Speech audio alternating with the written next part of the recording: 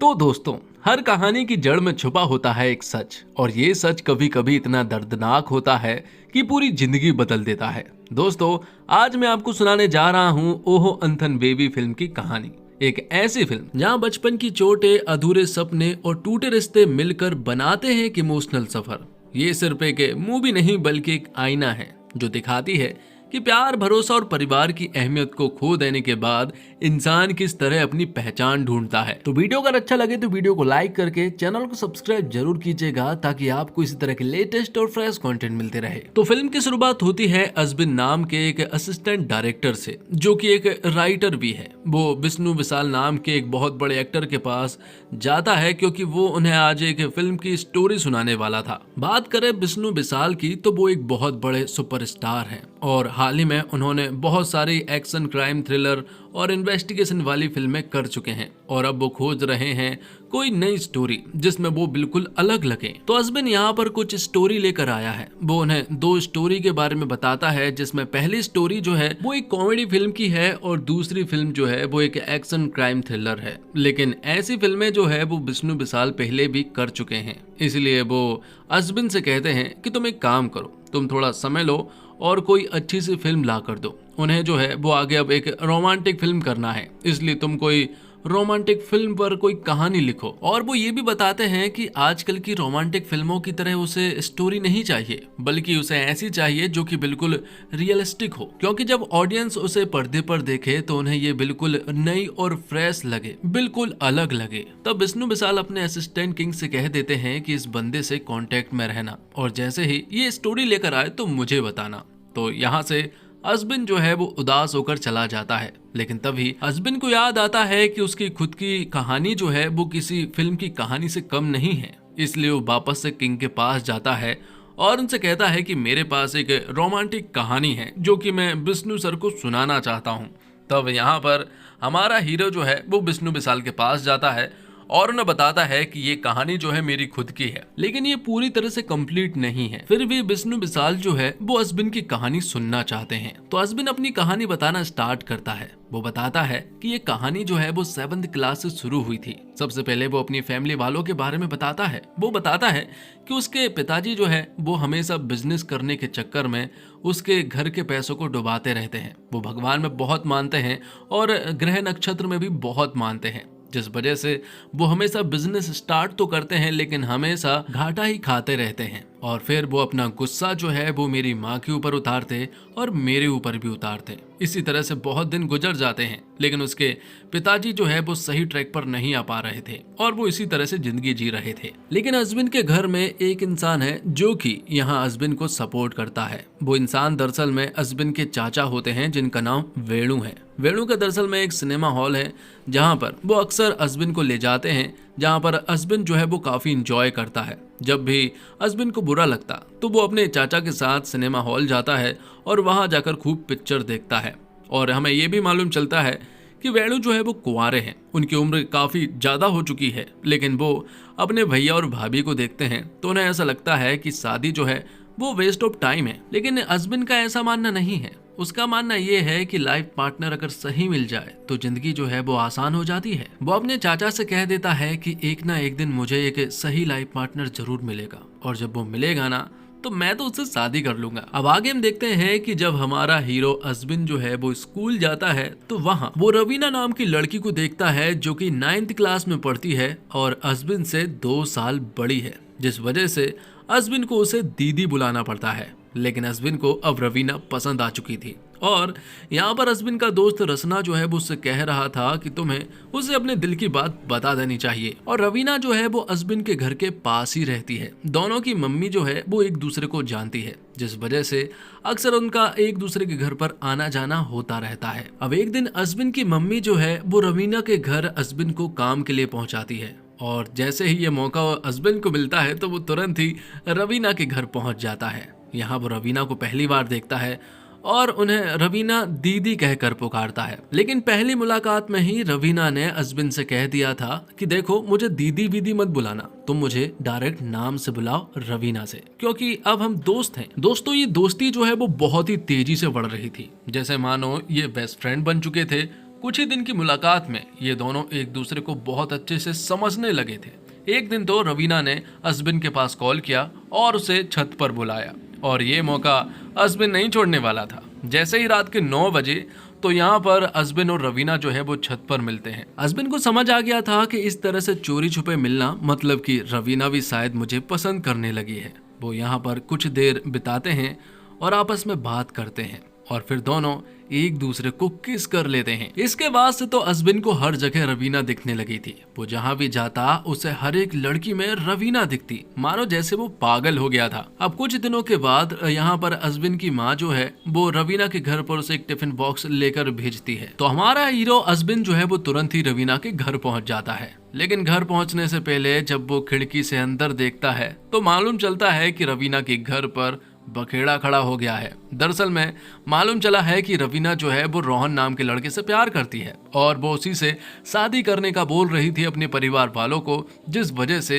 परिवार वाले जो है वो उसे बहुत ही बुरी तरह से डांट रहे थे। और ये सारी चीजें अजबिन बाहर से देख रहा था। वो समझ गया था कि वो तो लाइन में है ही नहीं, जबकि अजबिन रवीना से सच्चा प्यार करने लगा था। ये देखकर यहाँ अजबिन को बहुत ही ज्यादा बुरा लगा। रसना यहाँ पर अजबिन को एक एडवाइस देता है कि तुझे एक बार रवीना से बात करनी चाहिए, क्योंकि ये बहुत जरूरी है। इसलिए अजबिन जो है वो रवीना से बात करने के लिए जाता है, लेकिन रवीना यहाँ पर उससे साफ इनकार कर देती है कि हमारे बीच में ऐसा कुछ भी नहीं था, और रही बात मेरे नाम की तो मुझे नाम से मत बुलाओ, मैं तुमसे बड़ी हूँ और सीनियर भी हूँ, इसलिए मुझे दीदी कहकर पुकारो। ये सुनने के बाद तो अजबिन का दिल टूट गया था। जिसके बाद कहानी प्रेजेंट में आ जाती है, और यहाँ पर विष्णु विशाल जो है वो अजबिन से कह रहा था कि यार तुम्हारा तो पोपट हो गया, क्योंकि उस लड़की ने तुम्हारा दिल तोड़ दिया। तो अजबिन की लव स्टोरी का ये चैप्टर बंद था। जिसके बाद अजबिन जो है वो आगे की चैप्टर सुनाता है, और अब वो अपनी लव स्टोरी का 3rd चैप्टर सुनाता है। 2nd चैप्टर जो है वो इसी चैप्टर में छिपा हुआ है, इसलिए आप वीडियो को आगे देखें। तो अब अजबिन की 3rd लव स्टोरी का चैप्टर जो है वो स्टार्ट होता है, और अजबिन और उसके सारे दोस्त जो हैं वो रसना के घर के इनॉग्रेशन में आए हुए थे, क्योंकि रसना ने एक बहुत ही बड़ा घर लिया था। सभी लोग यहाँ पर आए हुए थे, और तभी हमारा रसना जो है वो एक अंजलि नाम की लड़की को प्रपोज करता है शादी के लिए। वो दोनों तो वैसे गर्लफ्रेंड बॉयफ्रेंड थे, लेकिन अब वो उसे शादी के लिए प्रपोज करता है, जहाँ रसना जो है वो अंजलि को एक बहुत ही अच्छी स्पीच सुनाता है, जो सुनकर अंजलि मना नहीं कर पाती है, और वो तुरंत ही हाँ बोल देती है। और फिर बाद में रसना बता देता है कि दरअसल में ये सारी स्क्रिप्ट जो है वो मेरे दोस्त अजबिन ने तैयार करके दी है, जिस वजह से सभी लोग बहुत खुश थे। और यहीं पर हम पहली बार मीरा नाम की लड़की को देख पाते हैं, जैसे भी ये कॉन्सेप्ट, ये स्क्रिप्ट बहुत पसंद आई थी। तो अब उनकी शादी भी तय हो चुकी थी, और कुछ ही समय के बाद उनकी शादी होने वाली थी, जिस वजह से सभी लोग बहुत खुश थे। लेकिन शादी से पहले वो चाहते हैं कि एक ट्रिप तो उन्हें प्लान करनी ही चाहिए, जिसके लिए वो लोग गोवा जाने वाले थे। और इस गोवा ट्रिप में अजबिन, मीरा और अंजलि और रसना जाने वाले हैं। अजबिन की बात करें तो वो एक कंपनी में जॉब करने लगा है, और रही बात मीरा की, तो मीरा एक डॉक्टर है और वो अंजलि की बेस्ट फ्रेंड भी है, इसलिए वो चारों मिलकर ही गोवा जाने वाले हैं। और मीरा जो है वो दोस्तों अजबिन से 2 साल बड़ी है, मतलब कि यहाँ भी उम्र का गैप आ चुका था, क्योंकि रवीना भी अजबिन से 2 साल बड़ी थी। जिसके बाद वो लोग गोवा घूमने के लिए पहुंच जाते हैं, जहाँ पर जाकर वो लोग खूब इंजॉय करते हैं। रसना और अंजलि तो एक दूसरे के साथ घूम रहे थे, जिस वजह से यहाँ पर अजबिन और मीरा को एक दूसरे के साथ घूमना पड़ता है। साथ में रहते हुए वो एक दूसरे को बहुत सारी बातें भी बताते हैं। कहीं ना कहीं दोनों ही बहुत अच्छे दोस्त बन चुके थे। और अब दोस्तों अजबिन जो है वो मीरा को अपने चैप्टर की 2nd लव स्टोरी के बारे में बताता है, जो कि बहुत ही छोटी लव स्टोरी है। दरअसल में बात है कॉलेज के दिनों की, जब हमारा हीरो अजबिन जो है वो थिएटर में एक प्रोजेक्ट पर काम कर रहा था, और यहीं पर उसकी मुलाकात हुई थी समीरा नाम की लड़की से। कहीं ना कहीं वो समीरा को पसंद करने लगा था, और समीरा भी उसके बहुत नजदीक आ रही थी। उस प्रोजेक्ट पर अजबिन और अंजलि काम कर रहे थे, लेकिन समीरा का इस तरह से अजबिन के नजदीक आना समझ नहीं आ रहा था। और फिर मालूम चला कि समीरा को दरअसल में लड़कियां पसंद है, और वो अंजलि के कारण ही अजबिन के नजदीक आ रही थी, क्योंकि समीरा जो है वो अंजलि से प्यार करने लगी थी। ये सारी स्टोरी जब मीरा ने सुनी तो वो बहुत हंसी, क्योंकि ये बहुत ही फनी स्टोरी थी। तो वही मीरा भी अजबिन को गोपाल नाम के एक लड़के के बारे में बताती है, जो कि उसका एक्स बॉयफ्रेंड है, और अब वो दोनों एक दूसरे के साथ नहीं रहते हैं। अब दोनों के बीच में नजदीकियां बढ़ जाती है, और यहीं पर दोनों एक दूसरे को किस करते हैं। अब जब वो वापस लौट रहे थे कि तभी अचानक से कुछ लोग जो हैं वो इनकी कार को टक्कर मार देते हैं, जिस वजह से यहाँ पर उनके बीच में एक छोटा सा पंगा हो चुका था। यहाँ पर दोनों के बीच में झगड़ा होने ही वाला था कि तभी अश्विन जो है वो उनकी कार की चाबी को चुरा कर यहाँ से भाग जाता है। ये बात उन लोगों को बाद में मालूम चली थी, लेकिन ये कोई एक सीरियस मैटर बन सकता था, जिस वजह से मीरा यहाँ पर रसना और अश्विन को बहुत चिल्लाती है। लेकिन जब वो वापस जा रहे थे तब फ्लाइट में मीरा ने अश्विन से माफी मांगी और कहा कि मुझे इस तरह से रिएक्ट नहीं करना चाहिए था। दरअसल में मीरा के मामा जो है वो उसकी माँ को बहुत परेशान करते हैं, जिस वजह से उसे वायलेंस बिल्कुल भी पसंद नहीं है। अब जब वो वापस गए तो मीरा और अश्विन जो है वो एक फिल्म देखने के लिए जाते हैं। फिल्म खत्म होने के बाद जब वो वापस लौट रहे थे तो मीरा यहाँ अश्विन से कहती है कि मुझे ये फिल्म जो है वो समझ ही नहीं आई। तब यहाँ पर अश्विन जो है वो उसे मूवी की पूरी स्टोरी समझाता है और उसे डिटेल में एक्सप्लेन करता है। तब जाके मीरा को सारी चीजें समझ आई थी। और अब मीरा जो है वो अश्विन से कहती है कि तुम एक काम करो, अपनी जॉब छोड़ो और फिल्म की लाइन में आ जाओ, और तुम डायरेक्टर और राइटर बहुत अच्छे से बन सकते हो, क्योंकि तुम कोई भी स्टोरी किसी को भी बहुत अच्छे से समझा सकते हो। तो ये सुनने के बाद अश्विन को भी बहुत अच्छा लगा, क्योंकि मीरा जो है वो उसे सपोर्ट कर रही थी और बहुत अच्छे से समझ रही थी, जिस वजह से अब वो दोनों ही रिलेशनशिप में आ चुके थे। दोनों एक दूसरे के साथ रहने लगे थे और एक दूसरे के पल को खूब इंजॉय कर रहे थे। अब मीरा के कहने पर ही अश्विन जो है वो अपनी नौकरी छोड़ देता है और तो और अब वो एक असिस्टेंट डायरेक्टर के पद पर पहुंच जाता है। उसे वहां पर काम भी मिल चुका था, लेकिन इस वजह से मीरा से दूरियां होने लगी थी, क्योंकि वो मीरा को टाइम नहीं दे पा रहा था। मीरा जो है जब भी अश्विन से कोई भी सीरियस बात करता तो अश्विन उसे सीरियस नहीं लेता, या तो वो उसे इग्नोर कर देता या फिर वो उसे ठीक से सुनता ही नहीं। इसलिए ये सारी चीजें मीरा को पसंद नहीं आ रही थी। उसे ऐसा लग रहा था कि अश्विन बदल गया है। अब आगे हम देखते हैं कि एक फिल्म की शूटिंग चल रही थी। वहाँ पर अश्विन भी था, जो कि इस प्रोजेक्ट का हिस्सा है। कि तभी यहाँ पर अश्विन के पिताजी आ जाते हैं, जो कि सभी के सामने अश्विन को थप्पड़ मारते हैं, क्योंकि उन्हें बिल्कुल भी पसंद नहीं है कि अश्विन इस फील्ड में जाए। क्योंकि उन्हें यहाँ पर यह भी मालूम चल गया था कि अश्विन ने अपनी जॉब छोड़ दी है, जिस वजह से उन्हें बहुत गुस्सा आया था। तब अश्विन अपने घर गया। वो अपने पिताजी को चिल्लाता है और कहता है कि आपने तो जिंदगी में कुछ भी नहीं कर पाए, लेकिन मुझे जो करना है मैं वो कर कर ही रहूंगा। और इतना कहकर वो ये घर छोड़ देता है और सीधा अपने चाचा वेणु के घर पर चला जाता है। जहाँ ये बात मीरा को मालूम चली तो मीरा भी उसके पास जाती है, उसे सपोर्ट करती है। लेकिन अश्विन जो है वो गुस्से में था। अश्विन का गुस्सा दोस्तों बहुत ही ज्यादा खराब है। गुस्से में वो कुछ भी कर सकता है। मीरा उसे समझाती है कि हर डायरेक्टर और राइटर की लाइफ में ऐसे मोमेंट्स आते हैं जब उन्हें अपना घर तक छोड़ना पड़ता है, और जब वो अपनी स्टोरी बताते हैं तो ये सारी स्टोरी सुनकर लोगों को बड़ा अच्छा लगता है। मीरा उसे खाना भी खिलाना चाहती थी, लेकिन अश्विन बहुत गुस्से में था। वो यहाँ तक कि मीरा का खाना तक फेंक देता है। अब आगे हम देखते हैं कि मीरा के मामा जो है वो मीरा की माँ को बहुत ही बुरी तरह से मारते हैं। यहाँ में मालूम चलता है कि दरअसल में मीरा और मीरा की माँ की सिटीजनशिप जो है वो यूएस की है, जिस वजह से उन्हें साल में एक बार तो यूएस जाना ही पड़ता है। दरअसल बात कुछ ऐसी है कि मीरा के मामा को ऐसा लगता है कि मीरा की माँ और मीरा जो है वो उनके पैसे पर ऐश कर रहे हैं, जबकि ऐसी बात नहीं थी, क्योंकि मीरा खुद जॉब कर रही है। मीरा के पिताजी इस दुनिया में नहीं है, लेकिन उन्होंने जो पैसे छोड़ कर गए हैं उन्हीं पैसों से उनका घर चलता है। लेकिन मीरा के मामा ने उनके पिताजी का भी सारा पैसा हड़प लिया है, और तो और वो मीरा की माँ को अक्सर बहुत ही बुरी तरह से मारा पीटा करते हैं। बात कुछ ऐसी है कि मीरा की माँ को अक्सर भूलने की बीमारी है, जिस वजह से उन्हें आए दिन प्रॉब्लम होती रहती है। लेकिन एक दिन मीरा के मामा ने मीरा की माँ को बहुत ही बुरी तरह से पीट दिया था, जिस वजह से उन्हें गंभीर चोट आ चुकी थी। इसलिए वो लोग एम्बुलेंस जा रहे थे और मीरा जो है वो बार बार अश्विन के पास कॉल किए जा रही थी। लेकिन हमारा हीरो अश्विन उस फिल्म की शूटिंग में बिजी था और यहाँ काफी ज्यादा शोर शराबा भी हो रहा था, जिस वजह से अश्विन जो है वो मीरा से बात नहीं कर पाता है। लेकिन जब अगले दिन अश्विन मीरा से मिलता है तो मीरा उसे बहुत चिल्लाती है और कहती है कि ऐसे क्रिटिकल कंडीशन में अगर मैंने किसी से उम्मीद रखी तो वो उम्मीद वाले इंसान तुम हो, लेकिन तुमने क्या किया, तुमने मेरा कॉल तक नहीं उठाया। अश्विन यहाँ बदले में कहता है कि मैं तब बहुत बिजी था और मैं तुमसे बात भी नहीं कर पाता क्योंकि वहाँ बहुत ज़्यादा शोर हो रहा था। लेकिन मीरा कहती है कि तुम अगले दिन भी बात कर सकते थे, लेकिन तुमने इसके बारे में पूछा तक नहीं क्योंकि तुम्हें याद ही नहीं था।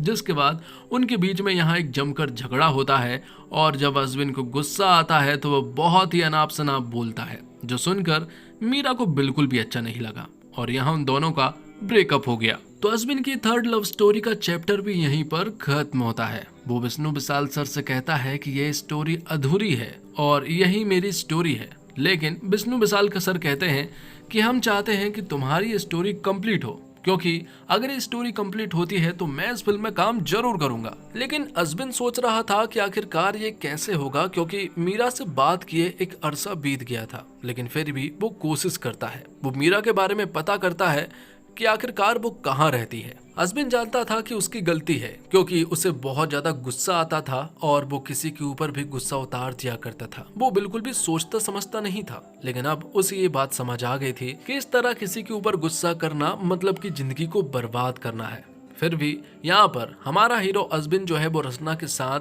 मीरा से मिलने के लिए पहुंच जाती है, जो कि एक हॉस्पिटल में थी। अश्विन तो यहाँ मीरा से माफी मांगने के लिए गया था, लेकिन जब वो उससे मिला तो यहाँ पर अश्विन मीरा से कहता है कि पास ही में मेरी एक फिल्म की शूटिंग चल रही है, जिस वजह से वो यहाँ पर तुमसे मिलने के लिए आ गया। मीरा भी उससे बहुत ही कैजुअली रूप में बात करती है और उसे ये भी कहती है कि आज शाम को वो दोनों घर पर आ जाए। लेकिन जब अश्विन और रचना जो है वो मीरा के घर पर पहुंचे तो यहाँ पर कुछ चौंकाने वाले सीन थे। दरअसल में अश्विन ने मीरा के साथ गोपाल को देखा, जो कि मीरा का एक्स बॉयफ्रेंड था, लेकिन अब वो दोनों साथ में थे और रिलेशनशिप में भी थे, एक दूसरे को पसंद भी करते हैं। ये देखने के बाद तो यहाँ पर अश्विन को बहुत ही ज्यादा बुरा लगा। वो यहाँ से चुपचाप जाने लगा कि तभी गोपाल उनके पीछे आता है और कहता है कि कल ना मीरा का बर्थडे है और हम उसे सेलिब्रेट कर रहे हैं, इसलिए तुम भी यहाँ पर जरूर आना। लेकिन ये सुनने के बाद अश्विन को गुस्सा आ जाता है और वो यहाँ पर गोपाल को बहुत ही बुरी तरह से पीटने लगता है। वो उससे कहता है कि तेरी हिम्मत कैसी हुई मुझसे बात करने की। लेकिन दोस्तों ये महज एक सपना था, क्योंकि अब अश्विन ने अपना गुस्सा त्याग दिया है और अब वो सबसे बहुत ही अच्छी तरीके से बात करता है। अब सीन शिफ्ट होता है मीरा की बर्थडे पार्टी की तरफ, जहां पर अश्विन जो है वो गोपाल को मीरा के काफी क्लोज देख रहा था, जो देखकर उसे बिल्कुल भी अच्छा नहीं लग रहा था। और तो और गोपाल जो है वो सभी के सामने अनाउंस करता है कि वो जल्द ही यूएस जाने वाला है मीरा के साथ। वहीं जाकर वो लोग सेटल हो जाएंगे और वहीं जाकर अपनी लाइफ को एंजॉय करेंगे। उसने वीजा के लिए अप्लाई कर दिया है और जल्द ही वो लोग यूएस शिफ्ट हो जाएंगे, क्योंकि गोपाल भी आगे चलकर डॉक्टर ही बनने वाला है।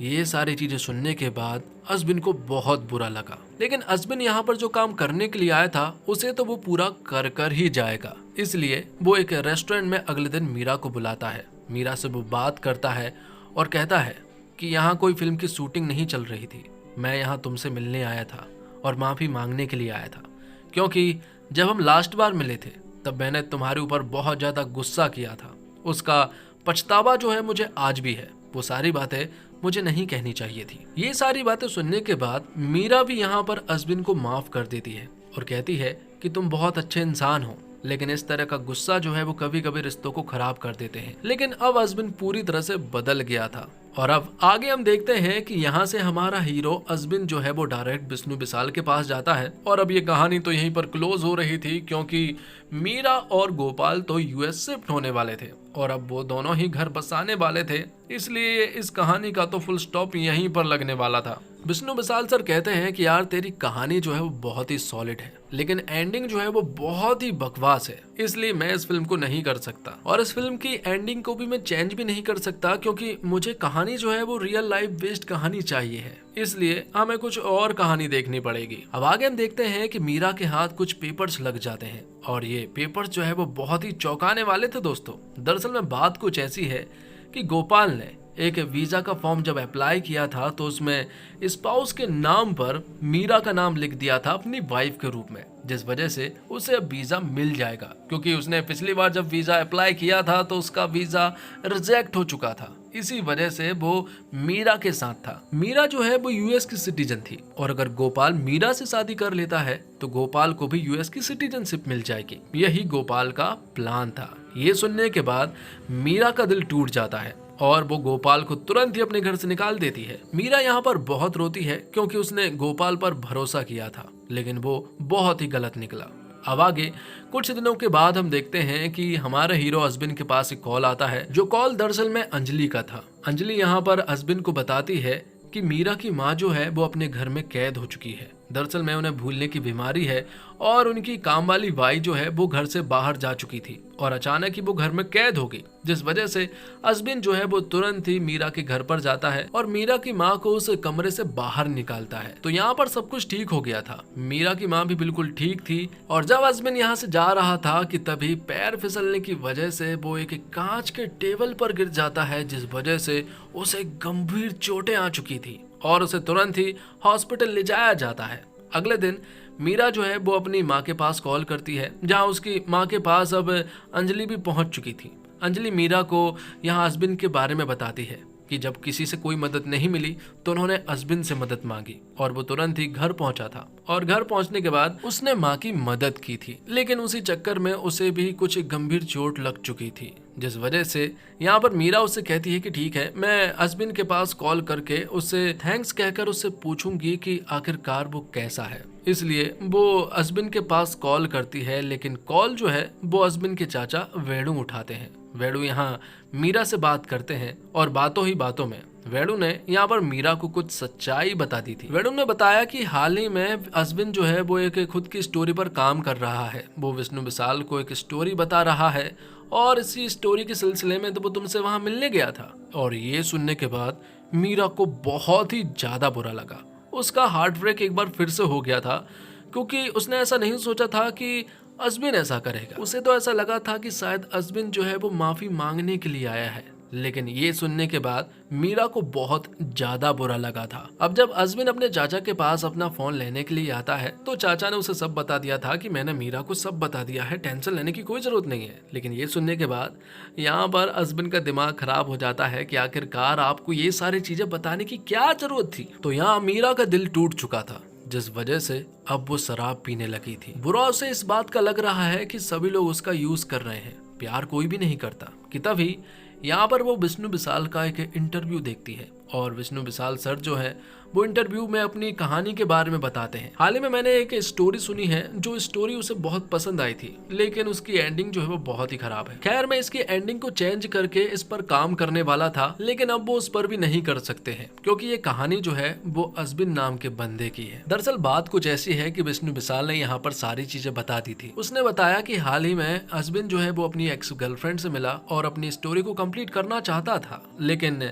हमारे हीरो अजबिन ने देखा कि उसकी एक्स गर्लफ्रेंड तो किसी और से प्यार करने लगी है, मतलब कि मीरा जो है वो गोपाल से प्यार करने लगी थी। तो अजबिन ने यहाँ पर फैसला लिया कि वो इस कहानी को आगे नहीं बढ़ाएगा, क्योंकि ऐसे में अगर ये कहानी आगे बढ़ती है तो ये सारी चीजें गोपाल को भी मालूम चलेगी और फिर मीरा की लाइफ की जो स्टोरी है वो स्पॉइल हो सकती है और फिर आगे जाकर उसकी पर्सनल लाइफ पर प्रॉब्लम खड़ी हो सकती है।